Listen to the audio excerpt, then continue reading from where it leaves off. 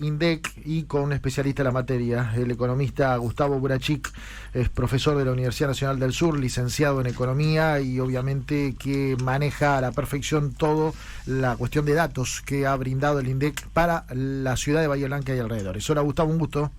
¿Qué tal? Buen día, ¿cómo están? Muy bien. ¿Cuál es tu observación, tu diagnóstico de estos primeros 3 meses del año? Bueno, se publicaron ayer los datos del primer trimestre de este año y para el mercado de trabajo de Bahía Blanca son muy negativos.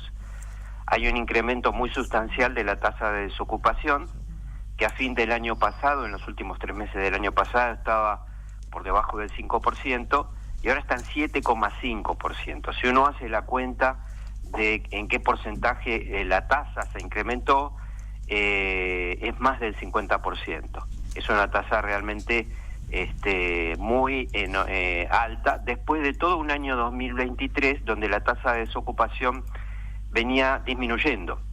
Es decir, es al mismo tiempo también un quiebre de la tendencia declinante que mostraba la tasa de desocupación el año pasado. Ajá. Lo que está ocurriendo detrás de este dato es una caída de la ocupación. Es decir, prácticamente cada puesto de trabajo que se ha perdido durante el 2023, desde principios del 2023, la tasa de ocupación ha ido bajando, y ahora toda esta gente que ha disminuido, que ha perdido el trabajo, está buscando nuevo trabajo y por eso sube la tasa de desocupación. Gustavo, observo que hay 24.000 aproximadamente personas ocupadas en busca de empleo. ¿Qué significa? Bueno, son personas que no están conformes con la ocupación que tienen. Es un porcentaje también que se ha incrementado mucho y que llega prácticamente al 16% de las personas ocupadas. Hay que tener en cuenta que muchas familias, la mayoría de las familias, necesitan sí o sí trabajar.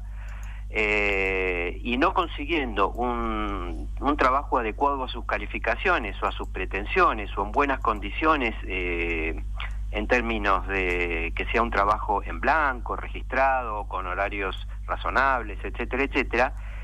Como no hay ese tipo de trabajos, acepta cualquier tipo de trabajo, pero no por ello abandona la búsqueda de otro trabajo, de algún trabajo mejor, de algún trabajo en blanco, mejor pagado, más adecuado a sus propias calificaciones. Por eso, y esto se ha incrementado como un síntoma muy claro de que muchas personas han aceptado un trabajo que no deseaban, pero lo han aceptado por necesidad. Y también vemos en Bahía Blanca un incremento muy importante en la tasa de subocupación. Subocupación son personas que trabajan menos horas de las que desearían trabajar. Esto también es otro síntoma de que el mercado de trabajo bahiense tiene una gran déficit en la generación de puestos de trabajo razonables, ¿no es cierto?, en condiciones salariales y laborales razonables. Gustavo, estos números, decíamos, no son nuevos. Entendemos que la situación se ha empeorado en el último tiempo. Sí, estos números reflejan la situación de enero, febrero, marzo. Y la encuesta permanente de hogares que mide la desocupación se publica con este rezago de 3 meses. Aparentemente, por lo que uno ve en las noticias de los diarios, la situación seguramente ha empeorado en términos de empleo, porque los indicadores de actividad económica son muy negativos. Hay caídas en la industria, hay caídas en la construcción, hay caídas en las ventas minoristas, hay caídas en los datos de consumo. Ayer se publicaron los datos del PBI de Argentina, correspondientes también al primer trimestre, muestran una caída muy fuerte, muy grande, de todos los indicadores. Cayó el consumo, cayó la inversión, el consumo tanto privado como el gasto público, cayeron las importaciones, que es otro indicador de actividad económica local muy importante. Es decir, hay todo un cuadro que es coherente en el sentido de que la economía está en un proceso de declinación, ¿no es cierto? Muy agudo, una crisis y una contracción muy aguda. Y por supuesto esto se nota en los aspectos del empleo. Gustavo, y cuando vos observás otros meses u otros momentos de la historia de Bahía Blanca, ¿cuándo se registró un número similar? No, hemos tenido tasas de desocupación más altas en la segunda mitad de 2022. Hemos tenido a principios del 2023 una tasa de desocupación un poco más alta, pero lo que habría que notar, lo preocupante del dato del primer trimestre es que Bahía Blanca venía con una tasa disminuyendo de desocupación. A partir del segundo trimestre del año pasado, la tasa de desocupación venía bajando todos los trimestres. En el segundo bajó, en el tercero bajó, en el cuarto bajó. Y este es el primer trimestre, en todo este periodo más reciente, donde se quebró esa tendencia decreciente y la tasa de desocupación pegó un flor de salto hacia arriba. Y por lo que estábamos hablando recién, Cristian, la perspectiva es que en el segundo trimestre vuelva a incrementar. Y ahí sí vamos a pasar con que aumente un punto y medio la tasa de desocupación en el segundo trimestre de este año, ya ahí estaríamos en números más que preocupantes. Gustavo, como economista, ¿observás que este gobierno tiene un plan económico después del ajuste? Bueno, sí, habría que definir el término plan, ¿no es cierto? Pero acá hay un plan. El plan del gobierno en el corto plazo es disciplinar a la fuerza de trabajo a través de la desocupación y generar un clima junto con, no nos olvidemos que al mismo tiempo se está proponiendo en el Congreso una ley donde se disminuyen muchos derechos laborales, se abaratan los despidos, se abaratan el costo de los despidos para los empresarios, se flexibiliza, se disminuyen las multas por las infracciones laborales que cometan las empresas. Es decir, hay toda una política coherente de tratar de disminuir los costos salariales para las empresas, aunque sea a costo de un menor nivel de vida de los trabajadores asalariados.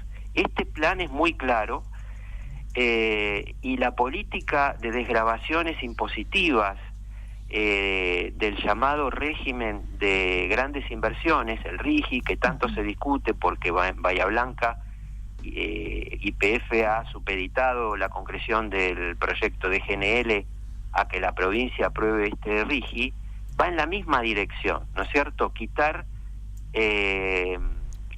costos a las empresas, aunque sea que eso vaya a dar lugar a otras medidas que recaen sobre los sectores más vulnerables, ¿no es cierto? Es evidente que si se disminuyen los impuestos al capital y al mismo tiempo se pretende el equilibrio fiscal, va a haber que aumentar los impuestos a otros sectores de la sociedad, ¿no es cierto? Esto lo que termina en más precarización laboral también. Claro, la precarización que está en el capítulo de flexibilización, ¿no es cierto? Gustavo, sí. Una pregunta respecto de la última vez que hablamos con vos. Recuerdo que estábamos analizando justamente estos datos del desempleo porque Bahía Blanca había quedado como debajo del promedio nacional y eran como números bastante engañosos porque se podría hacer otra lectura de la baja del desempleo. Ahora digo, en ese momento vaticinábamos que iba a ser peor el primer trimestre, evidentemente, del 2024. Digo, ¿era esperable este número? Sí, era esperable. Ya desde enero empezaron a salir noticias de despidos y los datos de actividad económica, la actividad económica ya venía bajando de antes de que asumiera el nuevo gobierno. Recordemos que ya más o menos en septiembre, octubre del año pasado venía contrayéndose la economía nacional sistemáticamente a tasas moderadas. Lo que hay ahora desde el verano es un derrumbe, acompañado por la clausura, la interrupción de las obras públicas, que son miles de trabajadores, y todo un clima muy desfavorable para la toma de nuevos empleados, la suspensión de turnos en muchas empresas, es decir, es todo un clima, ¿no? la expectativa, yo ya te digo, el plan, aunque el gobierno no lo puede explicitar porque no es políticamente correcto, el plan es generar un clima adverso al salario, ¿no es cierto?, para abaratar el costo de la mano de obra. La tesis que está detrás de esto es que si el trabajo es más barato, los empresarios van a tomar más trabajadores y a la larga se van a beneficiar el trabajador. Esta es la famosa tesis del derrame que ya hemos padecido en la Argentina en los años 90, cuando comenzó la flexibilización, la ley de empleo en 1991, y el periodo de prueba que ahora se va a ampliar, ¿no es cierto? Todas estas políticas ya estaban, muchas de ellas ya habían sido intentadas. El empleo jamás reaccionó positivamente a estas medidas, sino todo lo contrario. Pero eso es lo que se busca, ¿no es cierto? Que en lo inmediato un shock favorable a las ganancias de las empresas a costa de los salarios y los derechos laborales. No, sí, lo que está claro es que esta gente... perdón, siga. No, la frase terminaba así, con la tesis y con el argumento de que esto a la larga iba a ser beneficioso para todos. Claro, lo que está claro, digo, es que esta gente lo que hacen son mirar números, ¿no? Digo, la ecuación persona queda totalmente fuera de esto. Sí, no. A ver, hay una lógica en el razonamiento de estos sectores que no creen que estén haciendo un daño. Para ellos esta es la política, no hay una cuestión de perversidad subjetiva. No hay malicia. No hay malicia, es un plan que se ha aplicado y se está aplicando en muchos países del mundo, que genera miseria, que genera pobreza, pero bueno, para el punto de vista de estos economistas, beneficiando a los sectores empresarios en el corto plazo, ellos sostienen de que a largo plazo los que sobrevivan, ¿no es cierto?, los trabajadores que logren sobrevivir a este shock, van a estar mejor. Ahora, Gustavo, no sé qué es peor, si lo hacen adrede o no teniendo capacidad, digamos, de raciocinio, digamos, ¿no? Digamos, porque... sí, porque o no tenés intención de hacerlo, pero igual estás haciendo mierda a un montón de gente. Si no hay una intencionalidad y es la política de Estado de, como decís vos, fundir el salario y a los trabajadores, es realmente dañino. Y ahora, si lo hacen con malicia, también es dañino. Sí, es dañino. La dictadura militar aplicó la misma política y en ese caso muchos estudios de economía que se hicieron en los años 80 caracterizaron que el objetivo del plan de Martínez de Oz era generar condiciones de disciplinamiento en el mercado de trabajo para poder contrarrestar el poder de negociación de los sindicatos y disminuir los salarios. Cuando esta gente habla de que Argentina tiene que ser competitiva en el mundo y atraer inversiones y abrirse al mundo, de lo que está hablando es de bajar los salarios. Claro, de un debilitamiento total. ¿Cómo? Un debilitamiento total de las fuerzas también más, digamos, más combativas respecto a la defensa del trabajador. Exactamente, por eso no es casual un ataque a las también organizaciones sociales que luchan o defienden a los desempleados. Gustavo, solamente un último punto. Dale. Me parece que para cerrar esto, lo que es notable es que pese a esto que estamos diciendo, los grandes sindicatos de Argentina no reaccionan y no se manifiestan y no ponen resistencia a esta política. Claro. Eso es para hacerlo notar porque al final están siendo funcionales a una política que va a perjudicar a los que teóricamente son representados por los grandes dirigentes sindicales. Los que defienden. Gustavo, gracias por atendernos, muy gentil, muy amplio. Empezamos con el conglomerado Bahía Serri y terminamos hablando obviamente de la economía argentina y de la cuestión actual de lo que está ocurriendo, que en realidad está obviamente enlazado a los números y a este diagnóstico del primer trimestre del año. Muy gentil, muy amable. No, gracias a ustedes.